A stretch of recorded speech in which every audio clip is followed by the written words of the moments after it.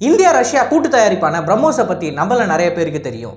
அப்படிப்பட்ட இந்த பிரம்மோஸ் ஆயுதத்தை உலகத்தில் இருக்கிற பல நாடுகள் வாங்குறதுக்கு முயற்சி பண்ணிக்கிட்டு இருக்காங்கன்றதும் நமக்கு தெரியும். ஆனால் நமக்கு தெரியாத விஷயம் என்ன அப்படின்னா, நேரடியாகவே சீனாவோட பிரசிடெண்ட் புட்டின் அவர்கள்கிட்ட போய் இந்தியாவுக்கு கொடுத்த அந்த பிரம்மோஸ் ஏவுகணையோட தொழில்நுட்பம் எங்களுக்கும் வேணும் அப்படின்னு கேட்டதாகவும், மற்றும் பாகிஸ்தானியர்கள் கல்ஃபில் இருந்த பிரம்மோஸ் ஸ்டாலுக்கு வந்து இந்த பிரம்மோஸ் ஏவுகணையை எங்களுக்கு விற்கிறீங்களா அப்படின்னு சொல்லி டைரக்டாக பிரம்மோஸ் ஏரோஸ்பேஸோட சிஇஓ மற்றும் ஃபவுண்டர் கிட்ட கேட்டதாகவும் சில சுவாரஸ்யமான தகவல்கள் இருக்குது. அதை பற்றி தான் இன்னைக்கான காணொலியில் பார்க்க போகிறோம். நான் உங்கள் ஆகாஷ், தமிழ் பொக்கிஷம் வழங்கும் டிபி டிஃபென்ஸ். முதல் விஷயம், இந்த தகவல்கள்லாம் எங்கேருந்து கிடச்சிருக்கு அப்படின்னு பார்த்தீங்கன்னா, நம்மளோட சிவதானு பிள்ளை அவர்கள், இவர் தான் பிரம்மோஸ் ஏரோஸ்பேஸோட ஃபவுண்டர் மற்றும் சிஇஓ. அவர் கொடுத்த சமீபத்திய இன்டர்வியூஸில் இருந்து தான் நமக்கு இந்த முக்கியமான தகவல்கள் கிடச்சிருக்கு. ஸோ பிரம்மோஸ் ஏவுகணை உருவானது அப்படின்றதே ஒரு சுவாரஸ்யமான விஷயம்தான். முதல்ல டாமஹாக் அப்படின்ற க்ரூஸ் மிசைல்ஸை அமெரிக்கன்ஸ் டெவலப் பண்ணுறாங்க. ஃபஸ்ட் டைம் ஒரு க்ரூஸ் மிசைல்ஸ் எந்த அளவுக்கு முக்கியம் அப்படின்றத சதாம் ஹுசைன் போரில் அவங்களால பார்க்க முடிஞ்சிச்சு, தெளிவாக பார்க்க முடிஞ்சிச்சு. இதில் நம்ம சிஇஓ அவர்கள் குறிப்பிட்டு சொல்கிறது என்ன அப்படின்னு பார்த்தீங்கன்னா, அதற்கு முன்னாடி வரைக்கும் அப்துல் கலாம் என்ன நினச்சிக்கிட்டு இருந்தார், ஒரு மீடியம் ரேஞ்ச் பலிஸ்டிக் மிசைல் இருந்தாலே போதும், நமக்கு தேவையான கோலை அச்சீவ் பண்ணிடலாம் அப்படின்னு நினச்சிக்கிட்டு இருந்தார். ஆனால் அமெரிக்கன்ஸ் சதாம் ஹுசைனோட ஏர் டிஃபென்ஸ் சிஸ்டம்ஸுக்கும் ஸ்கட் மிசைல் லான்ச்சர்ஸுக்கும் எதிராக டாமஹாக்ஸை பயன்படுத்தினதை உலகத்தில் இருந்த எல்லாருமே பார்த்தாங்க. அந்த டைம் தான் பலிஸ்டிக் மிசைல்ஸ் எந்த அளவுக்கு நமக்கு முக்கியமோ அதே மாதிரி க்ரூஸ் மிசைல்ஸும் நமக்கு ரொம்ப ரொம்ப முக்கியம் அப்படின்றத அப்துல் கலாம் தலைமையில் இருக்கிற எல்லா விஞ்ஞானிகளும் உணர்றாங்க. ஸோ அந்த டைமில் சோவியத் யூனியன், அதாவது சோவியத் யூனியன்லேருந்து பிரிஞ்சு வந்த ரஷ்யாவுக்கு நம்மளோட முக்கியமான சில scientist under ground missile technology சம்மந்தமாக போய் ஒரு மீட் பண்ணுறதா இருந்துச்சு. அதாவது சகரிகா மிசைலோட டெவலப்மெண்ட் விஷயமா ரஷ்யாவுக்கு போகிறதா இருந்துச்சு. அதில் தான் சிவதானு பிள்ளை அவர்கள் வந்து இருந்திருக்காரு அந்த டீமில். ஸோ அவரோட வேலை சகரிகாவை டெவலப் பண்ணுறது தான். அடிஷ்னலாக எந்த ஒரு க்ரூஸ் மிசைல் டெக்னாலஜியும் அவரோட அஜெண்டாவில் இல்லை. பட் அவரை தனியாக கூப்பிட்ட அப்துல் கலாம் அவர்கள், நீங்கள் போகிறீங்க க்ரூஸ் மிசைல் டெக்னாலஜி பற்றி நீங்கள் ரஷ்யன்ஸ் கிட்ட விசாரிச்சுட்டு வாங்க அப்படின்ற ஒரு விஷயத்தை கொடுக்குறாரு, ஒரு டாஸ்க்கை கொடுக்குறாரு. போன சிவதானு பிள்ளை அந்த டைமில் அவரோட ரஷ்யன் பார்ட்னர்கிட்ட கேட்டப்ப அவங்க காமிச்சது தான் இந்த ஸ்கிராம்ஜெட் தொழில்நுட்பம். உலகத்திலேயே வெறும் ஒரே ஒரு ஸ்கிராம்ஜெட் என்ஜின் தான் இருக்குது, அதுவும் எங்ககிட்ட மட்டும்தான் இருக்குது. இதை ஒரு க்ரூஸ் மிசைலில் போட்டு நாங்கள் டெவலப் பண்ணிக்கிட்டு இருக்கோம். இந்த டெக்னாலஜி உங்களுக்கு வேணும் அப்படின்னா நீங்கள் ரஷ்யன் பிரசிடென்ட் கிட்ட போய் கேளுங்க. இந்த டெக்னாலஜியை ஜெர்மன்ஸ் மற்றும் ஃப்ரெஞ்சுக்காரங்களாம் எங்கள் கிட்டேருந்து வாங்குறதுக்கு ரொம்ப முனைப்பாக இருக்காங்க. ஆனால் ஆப்வியஸ்லி நாங்கள் அந்த நாடுகளுக்கு தர முடியாது, ஏன்னா அவங்க நேட்டோவில் இருக்காங்க.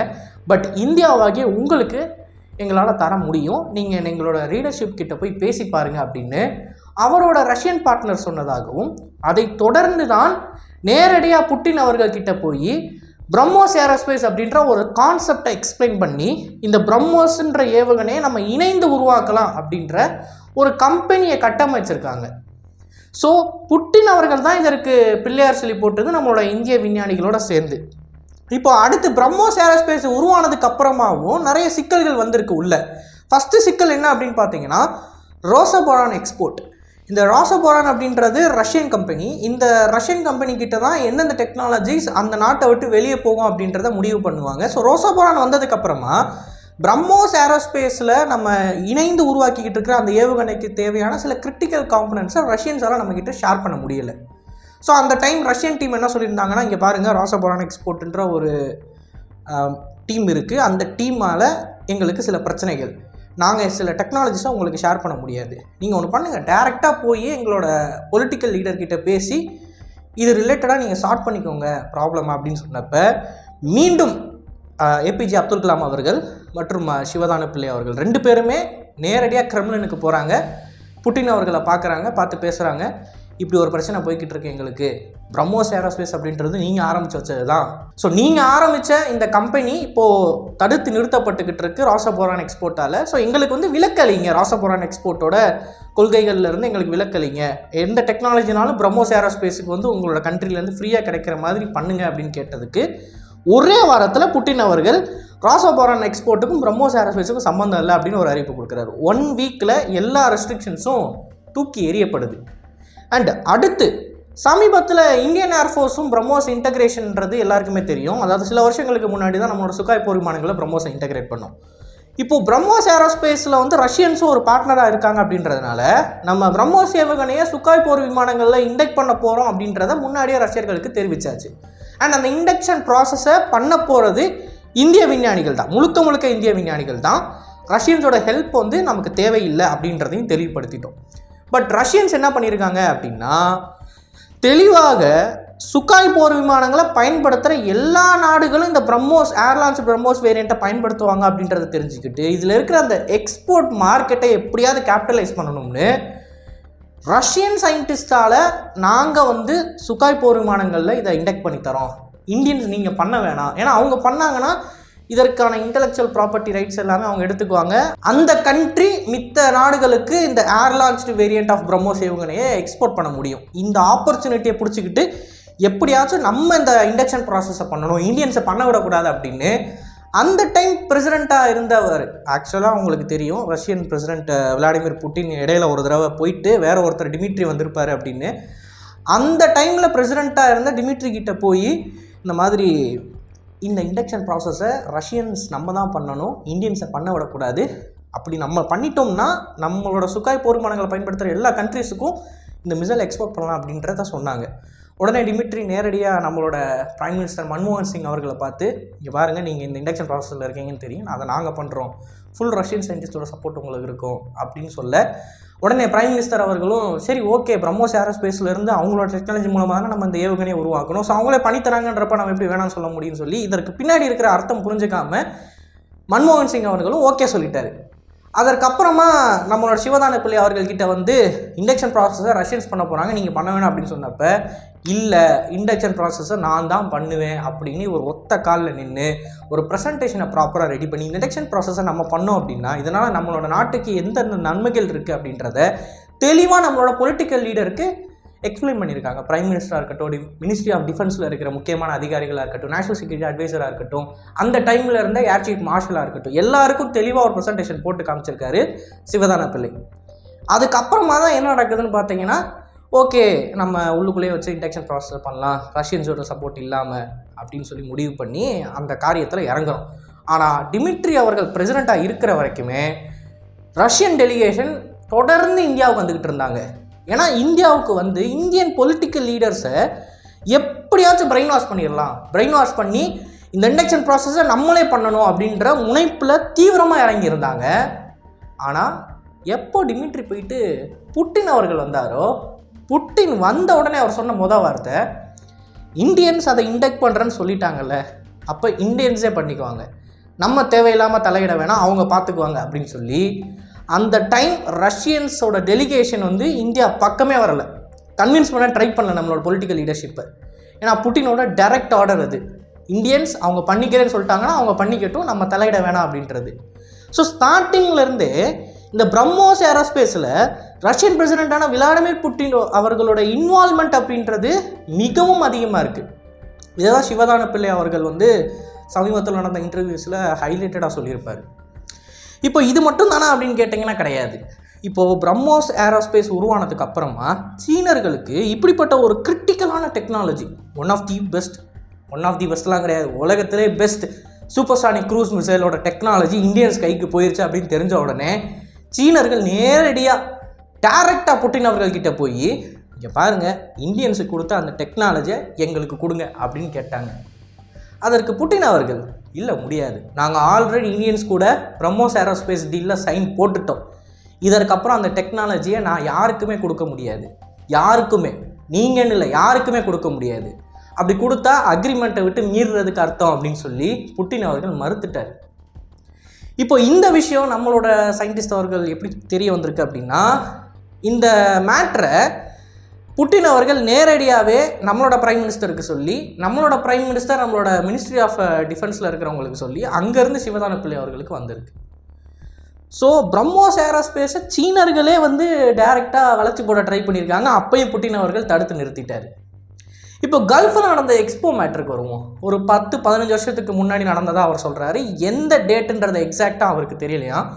10-15 வருஷத்துக்கு முன்னாடி ஒரு ஸ்டால் ஒன்று வச்சுருந்துருக்காங்க, பிரம்மோஸ் ஏரோஸ்பேஸோட ஸ்டாலு. அதில் வந்து இந்த பிரம்மோஸோட ஒரு ஃபுல் ஸ்கேல் மார்க்கப் வச்சு, அது மட்டும் இல்லாமல் இந்த பிரம்மோஸ் ஏவுகணை அதோட டார்கெட்டை போய் அடிக்கிற வீடியோ ரெக்கார்டிங் கிளிப்ஸ் எல்லாம் இருக்கும் பார்த்தீங்களா, அது எல்லாத்தையும் ஷேர் பண்ணிக்கிட்டு இருந்தாங்க.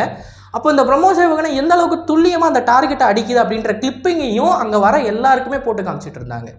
ஸோ இதெல்லாம் பார்த்து இன்ட்ரெஸ்ட் அடைஞ்ச பாகிஸ்தானில் இருக்கிற முக்கியமான சில டிஃபென்ஸ் அதிகாரிகள் பிரம்மோஸ் ஏரோஸ்பேஸ் ஸ்டாலுக்கு வந்து அவங்களோட அசிஸ்டன்ஸ் கிட்ட என்கொயரி பண்ணியிருக்காங்க, இதை பற்றி சொல்லுங்கள் அப்படின்னு. உடனே அசிஸ்டன்ஸ் இவங்களாம் பாகிஸ்தானிலேருந்து வராங்க அப்படின்னு தெரிஞ்ச உடனே டேரெக்டாக போய் சிஇஓ அவர்களை கூப்பிட்டு வந்து இவரே உங்களுக்கு எக்ஸ்பிளைன் பண்ணுவார்னு சொல்ல, உடனே இப்போ கல்ஃப் கண்ட்ரிலேருந்து வந்த அந்த டிஃபென்ஸ் எக்ஸ்பர்ட்ஸுக்கு நம்ம எந்த அளவுக்கு எக்ஸ்பிளைன் பண்ணோமோ அதே மாதிரி அந்த பாகிஸ்தானி மிலிட்டரி அஃபிஷியல்ஸுக்கும் சிவதான பிள்ளை அவர்கள் எக்ஸ்பிளைன் பண்ணுறாரு. இது இந்த அளவுக்கு கேப்பபிளாக இருக்கும், மார்க் 3ல பறக்கும் இது, அண்ட் இதோட அக்யூரசி இவ்வளோ தூரம் இருக்குது, அண்ட் அக்யூரசியை பற்றின வீடியோவை நாங்கள் எடுத்திருக்கோம், இது டார்கெட்டை எவ்வளோ கிட்ட நெருங்கி அடிக்குதுன்னு பாருங்கள் அப்படின்னு சொல்லி அவங்களுக்கு எல்லாத்தையும் போட்டு காமிச்சிட்டார். போட்டு காமிச்சோடனே பாகிஸ்தானியர்கள் நீங்கள் வச்சுருக்கிறது ரொம்ப பயங்கரமான மிசைலுங்க, அண்டு இந்த மிசைலை நீங்கள் பாகிஸ்தானுக்கு கொடுக்கறதுக்கு தயாராக இருக்கீங்களா அப்படின்னு கேட்டதுக்கு கண்டிப்பாக பாகிஸ்தானுக்கு ஃப்ரீ டெலிவரி அப்படின்ட்டார். உடனே அந்த மனுஷன் வெறுப்பாகி அந்த இடத்த விட்டு போயிட்டார். ஏன்னா ஃப்ரீ டெலிவரிக்கு என்ன அர்த்தம் அப்படின்னா இந்த ஏவுகணையை உருவாக்குனதே உங்களை போடுறதுக்கு தாண்டா அப்படின்றது தான் அதுக்கான அர்த்தம். ஸோ இதை டைரெக்டாக மூஞ்சிக்கு நேராக சொல்லியிருக்காரு அவர். இது இந்த டைமில் இப்படி பேசுகிறதுலாம் சாதாரண விஷயம் கிடையாதுங்க. மூஞ்சில் அடித்த மாதிரி சொன்னதுக்கப்புறமா அந்த பாகிஸ்தானி டிஃபென்ஸ் அஃபீஷியல்ஸ் அந்த இடத்த விட்டு அப்படியே கிளம்பிட்டாங்க அப்படின்றதையும் அவர் ஷேர் பண்ணியிருக்காரு. இப்போது பிரம்மோஸ் ஏரோஸ்பேஸை பொறுத்த வரைக்கும் இது ஒரு கம்பெனி மட்டும் கிடையாது. இந்தியாவுக்கும் ரஷ்யாவுக்குள்ள அந்த ரிலேஷன்ஷிப்போட குட் சைடை அப்படியே பணம் போட்டு காட்டுறது தான் பிரம்மோஸ் ஏரோஸ்பேஸ். நம்ம 2 நாடுகளுக்கு நடுவில் நிறைய கெட்ட விஷயங்களும் நடந்திருக்கு. ரிலேஷன்ஷிப்பில் வந்து பேடாகவும் போயிருக்கு, நல்லாவும் போயிருக்கு. இப்போ நல்லா போன சைடு எடுத்துக்கிட்டோம்னா அதுக்கு ஒரு எக்ஸாம்பிள் பிரம்மோஸ் ஏரோஸ்பேஸ். 2 நாட்டோட பொலிட்டிக்கல் லீடர்ஸும் டைரெக்டாக பிரம்மோஸ் ஏரோஸ்பேஸில் முடிஞ்ச அளவுக்கு விட்டு கொடுத்துருக்காங்க. அதாவது ரஷ்யன்ஸ் இந்த இடத்துல வந்து ரஷ்யன்ஸ் ரொம்பவே விட்டு கொடுத்துருக்காங்க அப்படின்றத நம்ம கண்டிப்பாக ஒத்துக்கிட்டே ஆகும். ஏன்னா அந்த டைமில் ரஷ்யன்ஸ் கிட்ட தான் எல்லா டெக்னாலஜியும் இருக்குது. நம்ம அந்த மிசைல் எடுத்து ரீஃபைன் தான் பண்ணுறோம். அதை ஒரு air launched variant, surface launched variant, submarine launched வேரியண்ட்டுன்னு சொல்லி இதை ரீஃபைன்மெண்ட் தான் பண்ணுறோம். பட் கோர் டெக்னாலஜி அவங்களோடது, இந்த மிசைலோட என்ஜின் அவங்களோடது. நம்ம வெறும் சீக்கர்ஸு, கம்யூனிகேஷன் டிவைஸு, ஜாமர்ஸ் இந்த மாதிரி தான் பொறுத்துறோம். ஸோ ரஷ்யன்ஸ் கிட்ட கோர் டெக்னாலஜி இருக்குது அப்படின்றப்ப அந்த கோர் டெக்னாலஜியை கொடுக்கறது மட்டும் இல்லாமல் ஏர் லான்ச்டு வேரியண்ட்டுக்கு நீங்களே அந்த இண்டக்ஷன் ப்ராசஸை பண்ணுங்கள், மற்றும் எக்ஸ்போர்ட்ஸுக்கு உங்களால் முடிஞ்ச அளவுக்கு நீங்கள் எந்த கண்ட்ரிக்கு வேணால் எக்ஸ்போர்ட் பண்ணுங்கள், எங்களோட எதிரியாக இல்லாத வரைக்கும் அப்படின்ற வரைக்கும் ஒரு சப்போர்ட்டை கொடுக்குறாங்க இல்லையா. அந்த சப்போர்ட்டு அந்த ரஷ்யன் ஃப்ரெண்ட்ஷிப்பை காட்டுறது தான் இந்த பிரம்மோஸ் ஏரோஸ்பேஸ். இப்போது பிரம்மோஸ் ஏரோஸ்பேஸை பற்றி நம்ம நிறைய சொல்லியாச்சு. பிரம்மோஸ் ஏரோஸ்பேஸோட வருங்காலம் என்ன அப்படின்னு பாட்காஸ்ட்டில் இருக்கிறவர் கேள்வி கேட்க அதற்கு சிவதான பிள்ளை அவர்கள் சுதர்சன சக்கரா அப்படின்னு ஒரு மிசைல் இருக்குது இந்தியா கிட்ட, அந்த மிசைலை உருவாக்குறது தான் எங்களோட அடுத்த நோக்கம் அப்படின்னு சொல்லியிருக்காரு. இந்த சுதர்சன சக்கராவை பற்றி நான் சிம்பிளாக சொல்கிறேன், கேட்டுக்கோங்க. அப்துல் கலாம் அவர்கள் அந்த டைமில் ஒரு டிஆர்டிஓவோட ஹெட்டாக இருந்தப்போ ஃபஸ்ட்டு இந்தியா உலகத்தில் இருக்கிற டெக்னாலஜியை மேட்ச் பண்ணுற மாதிரி ஏவுகணைகளை உருவாக்கணும். அடுத்து இந்தியா உருவாக்குற ஏவுகணைகள் உலகத்தில் யார்கிட்ட இருக்கக்கூடாது அப்படின்னு சொன்னார். 2 ஸ்டெப் வச்சுருந்தார். அதில் ஃபஸ்ட்டு ஸ்டெப் வந்து பிரம்மோஸ் ஏரோஸ்பேஸ் மூலமாக நம்ம நிறைவேற்றிட்டோம். இந்த பிரம்மோஸ் ஏவுகணை உலகத்தில் இருக்கிற எந்த சூப்பீரியர் மிசைல் நீங்கள் எடுத்தாலும் அதோட கம்பேரபிளாக இருக்கும், இல்லை அதை விட பெஸ்ட்டாக இருக்கும். இப்போ முதல் ஸ்டெப் முடிஞ்சிருச்சுல, அடுத்த ஸ்டெப்புக்கு போகணுமா இல்லையா? அந்த அடுத்த ஸ்டெப்பு தான் சுதர்சன சக்கரா. இந்த மிசைலை நம்ம உருவாக்கிட்டோம் அப்படின்னா இந்த டெக்னாலஜி உலகத்தில் யார்கிட்டையுமே கிடையாது. we are the first to make it. அதை பற்றி தான் அடுத்த காலையில் பார்க்க போகிறோம். மறக்காமல் சேனலை சப்ஸ்கிரைப் பண்ணிக்கோங்க. நல்லதை இப்போ இருந்து நல்ல சமுதாயத்தை இருக்கும். நன்றி, வணக்கம்.